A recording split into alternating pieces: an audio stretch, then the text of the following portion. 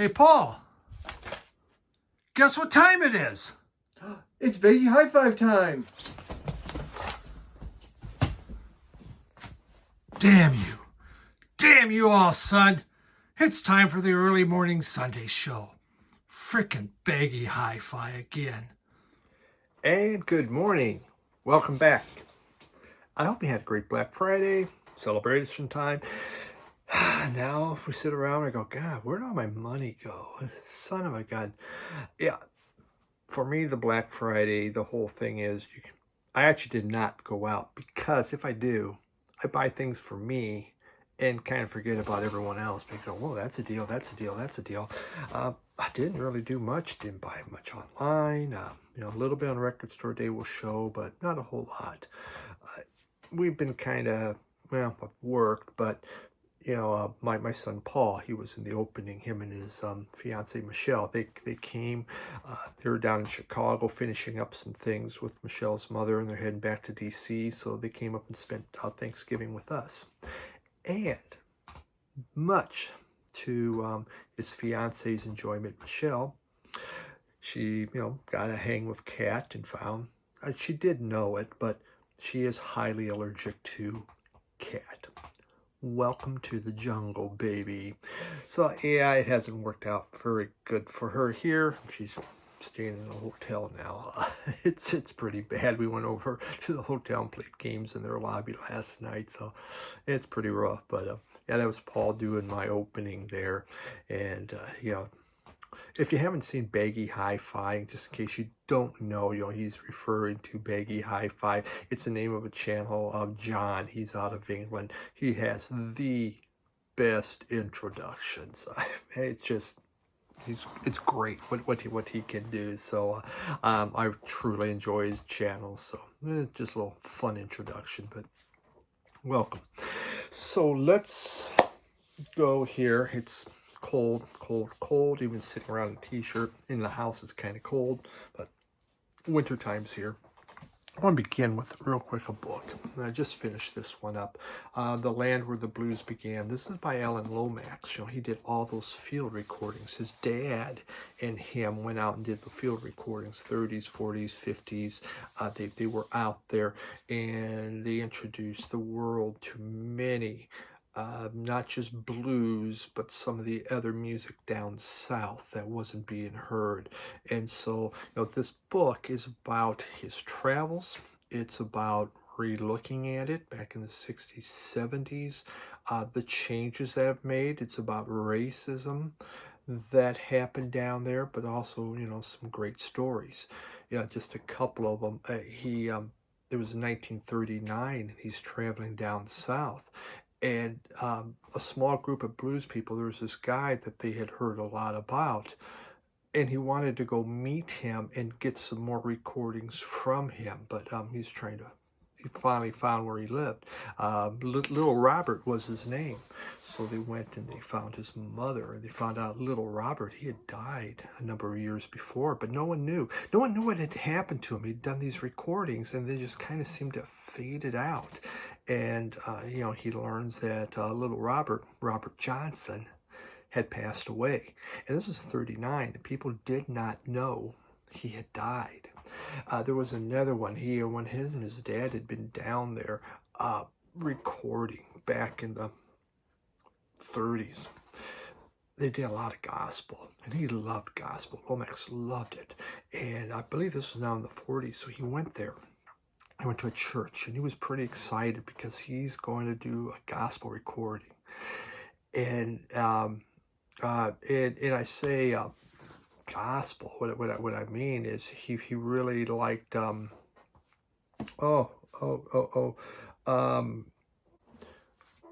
it was spirituals. In the churches, they did a lot of spirituals, and that's what he loved, the spirituals. So they go to this church, and he's set up to record spirituals, and they start singing. And they all just start kind of clapping and singing. And there's a soloist that's singing and everyone else is going. He goes, well, this isn't spiritual. Spirituals, everyone's joining in. Everyone's part of it. Everyone's doing kind of the same thing. And the person that's with him, because he had African Americans go around with them, first off, just to guide them, to get them into places. And he goes, no, this is what we call gospel music now.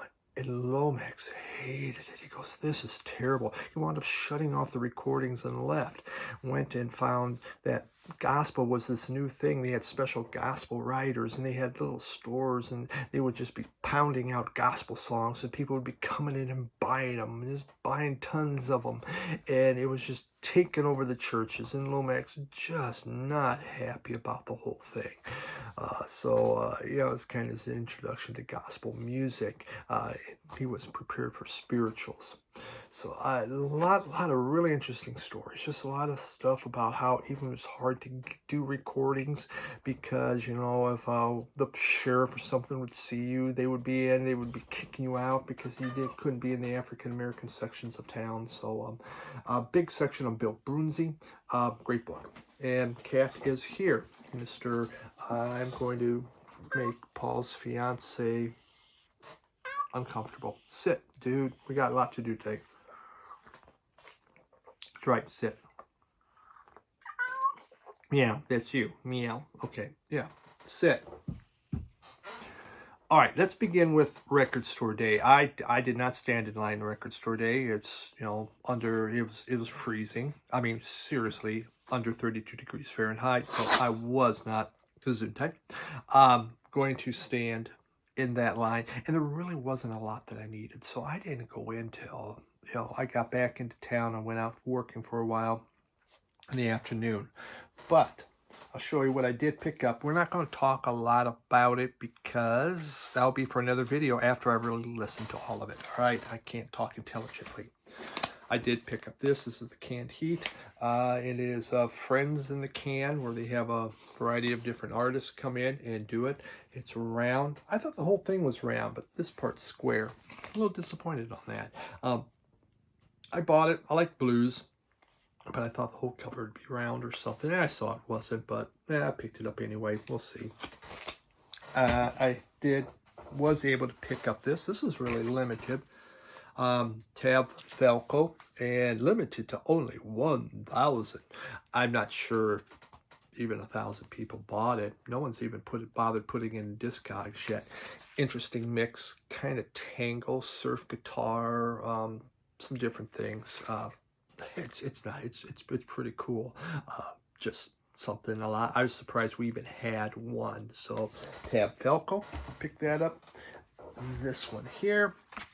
It is Jackson Conte. Mad Lib's on here, so it's kind of a jazz with hip hop vibe. It's from Brazil, so you have this Brazilian feel to it. Neat, really neat. Really enjoyed this. I love when Mad Lib and Mamo or Jackson Conte. Pretty cool. Good stuff. It picked up this because I've tried for the last 50 record store days and it's been canceled. My Life Aquatic. Got that. Haven't played it yet. Still open, so can't really talk about it. Right.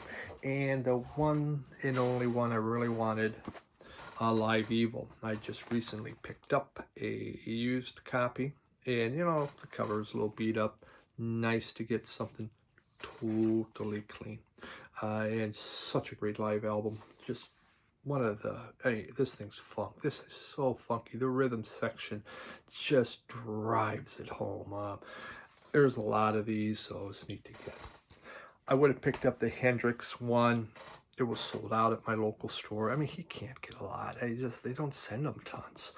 But that Hendrix is I don't think I'll have a hard time finding it if I decide I want it. He still had a couple Art Pepper box sets. Still had a couple of the Charlie Parker box sets. And I really was looking at the Art Pepper one, debating, but I put it down. It's just like, do I need to spend it? It's That's the least amount I've ever spent on records today. My even a gem at Radio Wasteland looks, you okay? I go, yeah, I'm okay. I've been holding out for a bunch of punk music. You've seen the punk, right? Right. Okay, let's get into today's music. We're going to start here. This is Massage, and the name of the album is Still Life. Massage comes out of LA. This is their second album. This is a new band, and I'm not even quite sure when they started. There's not a lot of info out there about them. The music it's like more of your jangle pop happening. You have the kind of the pop feel of the La's, you know, here she comes, those kind of nice vocals, but yet underneath there's even some drone of the Jesus and Mary Chain. So it's kind of like jangle pop and shoegaze mixed in. Even breakup songs have a happy feel to them. It does. It has such a nice sound. This is just a wonder. It came out this year from Massage, Still Life. There it is. And I think the album's absolutely wonderful. I love it. 2018 was their debut. Oh boy. So it took a couple years, obviously COVID, you know, going on. Just there's the rhythms on it, they're buoyant. There is these rousing choruses that they sound great, and they harmonize together. And it's all filled with layers and layers and layers of jangle. Really great song, album. I'm trying to think. I know Chris at Red Kid Records, he had shown this. I'm pretty sure I asked him if Final Douche had shown this, because I would just would not have picked it up. And so obviously VC inspired purchase, and it's very, very happy I got it.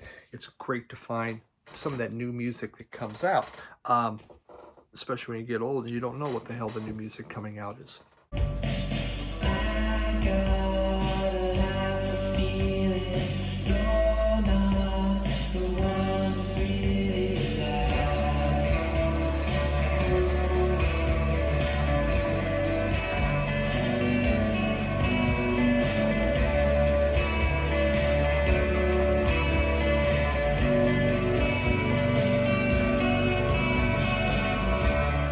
We have this is Fiesta, and the name of the album is Fiesta.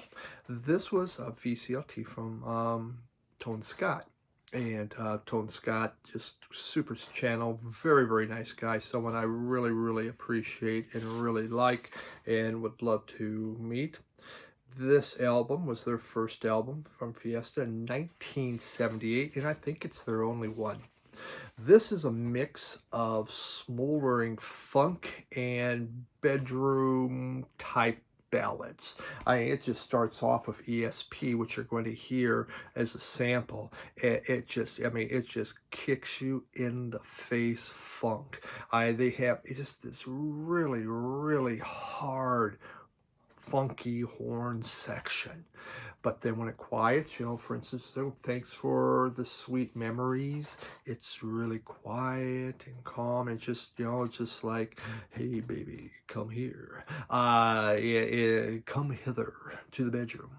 So very sultry, and then it blasts into the funk. So it's a mix between funk and the ballads. You know, it's almost like every other song, shall we say. Really big mix off RSD Records. Great stuff. Funk music.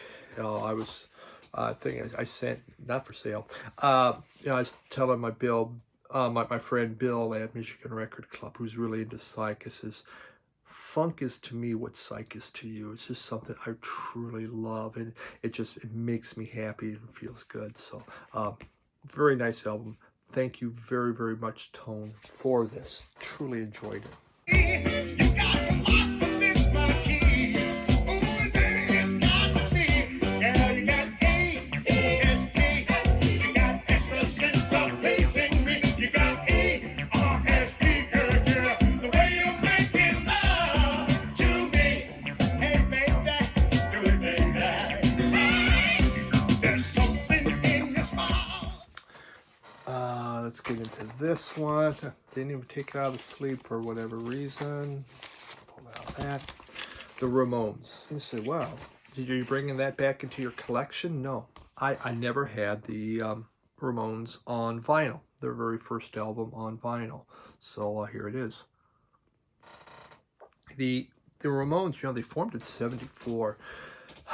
I don't know, probably a lot of you know, but if you don't know how they got their name, and Paul McCartney, when Paul McCartney would check into a hotel, he would always put it under the name Paul Ramone. That's what he would get in. So one of them, they knew this is out there. He goes under Paul Ramone, so they decided to call themselves the Ramones. One changed his name, and everyone else wound up changing their names, so they all became part of the Ramones. Well, they formed in '74. They had been doing other bands, and they got together and they formed. And you know, some of them, one of them, I think, was it Dee Dee, was their manager, maybe?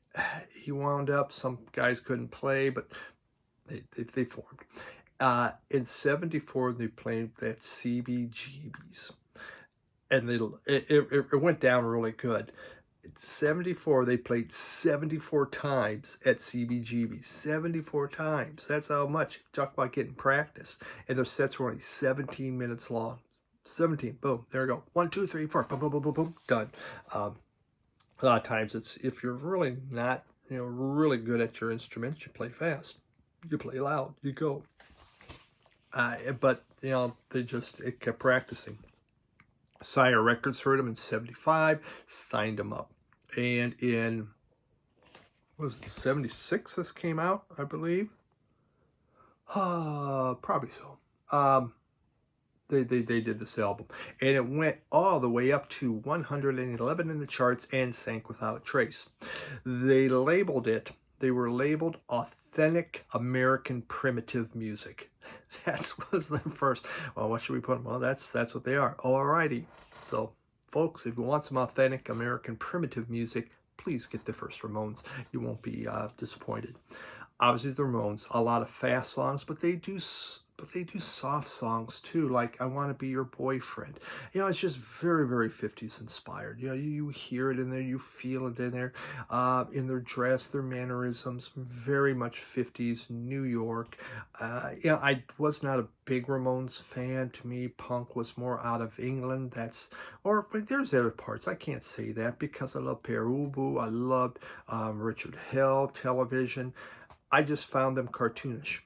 And I just didn't take their songs as serious. You know, I mean, I don't know why. But through the years, I've grown to really appreciate and like them. This is a first press. It's out of Portugal, though. A Portugal press. So, and yes, there is, some of it is in Portuguese. So let's not bother talking about that. Good album. Happy to have it, to find that. Then, yeah, they broke up in '96. They really did have a long run, didn't they? This Find Me Please, Grizzly Bear, Vekantimist. It's an Indian name, yeah, American Indian, actually named after a island around Cape Cod. That kind of this little tiny island that is uninhabited. Nice colored vinyl, 45 RPM. Grizzly Bear formed in 2002, still going on to this day right now. The name Grizzly Bear actually came up from one of the members. That was a nickname for his boyfriend. Ed Draste, I believe was the name of the guy. And his ex-boyfriend was named Grizzly Bear. Obviously probably because of a hairy chest. This came out in 2009. I remember it came out. I bought the CD. In fact, I had a few different Grizzly Bear CDs, and I think this was their third album. And the critics loved it. It went to number 3 up in the charts. It did very, very well. I liked Grizzly Bear, but it wasn't like something I was putting on all the time. And so when this came out, finally, please, I want it, do I not, do I need to bring it back? But I did. I brought it in, and I'm glad I did. The music, how best? It's kind of, kind of a combination. You think like some psych pop, some folk rock, some experimental. It's all put in here. It's really complex. If you sit back, this is some music that really takes some sitting back and listening to on what's going on, because it's not like the Ramones, all right? Really easy, quick and fast. No, it's much more complex. There's it requires some concentration.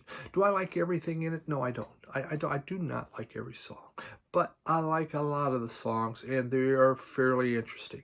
It's just sophisticated, I think is maybe a good way of saying it.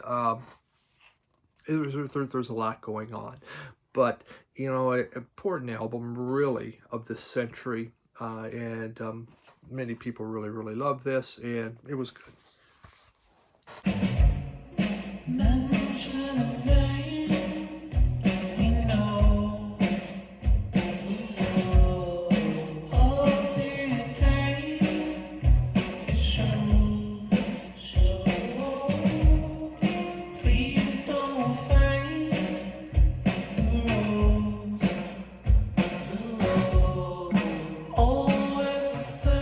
Had in here some Cannonball Adderley. Found this at a little record store. Cannonball Adderley Quintet Plus. So on the quintet, the plus is they added in Victor Feldman on vibes and piano. He comes in to the normal group. This was on Riverside. You know, at Cannonball Adderley in '55, he was a highly successful band teacher down in Florida, and wound up taking a trip up to New York, went to the jazz club. Oscar Peterson, not Peterson, was it Petterfield? What was the guy's name? Petterfield. Well, let's just say I can't remember. Was playing in a jazz combo was playing, and he was asked to come up and play with him. He came up and just blew him away. It was just a smoldering set, and he just kind of took it over, went down really big, and was eventually convinced that you need to be a jazz musician, and thus he was. Really long career. You know, he's born 23, died in 85. Big career, though. He really did well. The beauty of Cannonball Adderley is it's joyous, it's happy, it makes you feel good. During live performances, he would talk to the audience, he would explain what's going on. So he was extremely friendly, and we bring the audience in with it. This is like funky soul jazz. It's hard bop going on, which, by the way, this is 45 RPM, and then you put on this album next and forget that that's 45 RPM. You talk about hard bop, putting in notes, this thing really cooks. So, but you do have that hard bop, you know, lots and lots of notes being tossed out there and going in. At times a little chaotic, I thought, on some of the songs, with some of the solos, but yet still very good. You know, you still have that funky soul feel that's happening, that Cannonball's known for. Tons of energy being put into these songs, and again, Kelly with the vibes and the piano really sounded good. Very nice to find this. You know, Cannonball Adderley, he is very easy to listen to and does not cost a lot. You know, you can find his records. He was popular because people could hear him and understand it.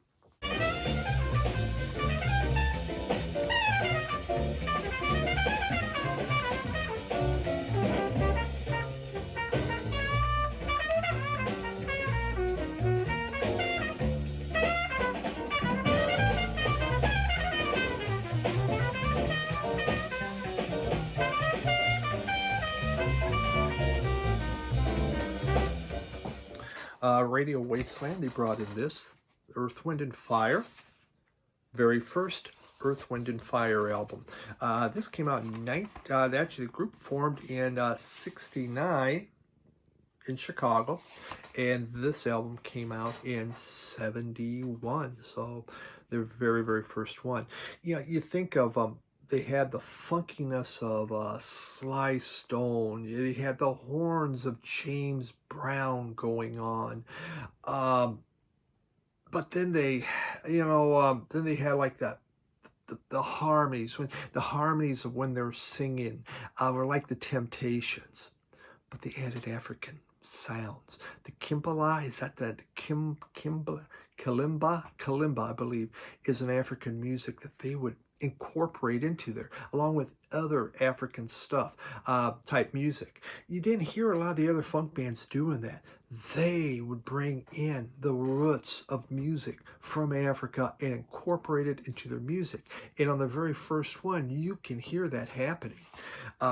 This is good. This is a very good album.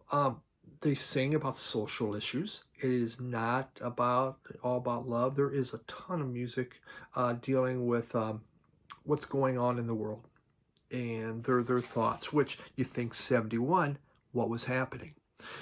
I think it's easily compared to kind of how the Isley Brothers were playing around then.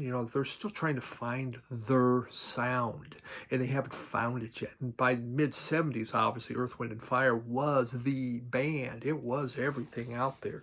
But really good. This is just some great soul music happening. There's great funk rock, and the rhythms are wonderful. So great debut.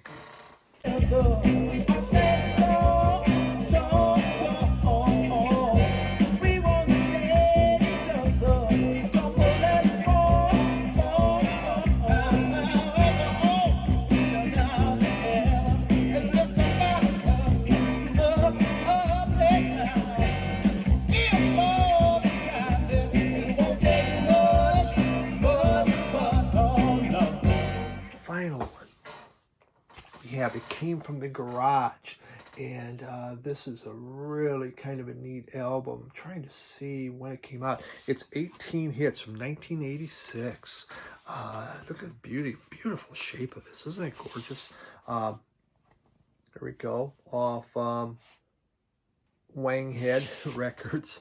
It's garage punk.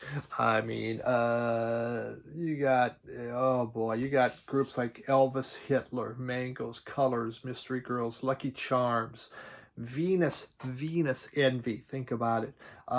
Prehistoric Cave Strokers, Zombie Surfers. Just some crazy groups on here. So it's garage, it's punk, it's a heck of a mixture. Fun compilation. Really enjoyed this. It came from the garage from '86. Pristine condition. Part of that beautiful punk collection that still I'm picking up from Radio Wasteland. Great cover art. Totally love this.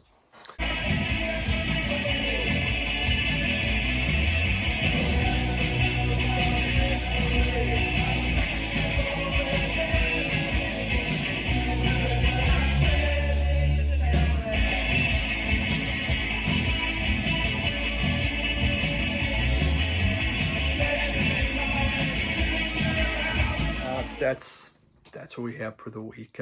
Thanks everyone for dropping by. Really do appreciate that. I hope you had a good weekend, and it's the holiday season. 'Tis the season to spend money. Fa la la la la la. And I've spent too much on myself. I guess I have to buy presents next. Way it is. So, Kat wishes you the best too. Thank you. Have a great one. Bye.